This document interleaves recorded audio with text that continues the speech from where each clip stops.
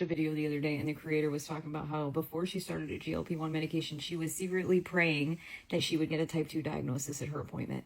This way, there would be more of a likelihood that she would get approved for brand name medication through her insurance. She's not alone. I prayed for that for a while.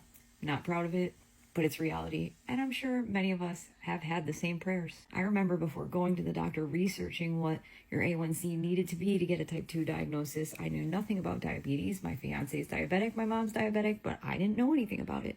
I just knew they took their GLP-1 medication and they lost weight, and that was really all I cared about.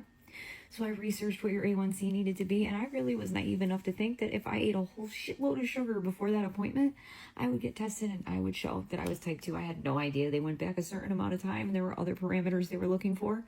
I really thought that was going to be it. I was going to buck the system and I was going to get a diagnosis and approved for MJ. It didn't work. It didn't work. And I am really grateful that I found access to these medications before I actually got a type 2 diagnosis, because type 2 diabetes is nothing to wish for.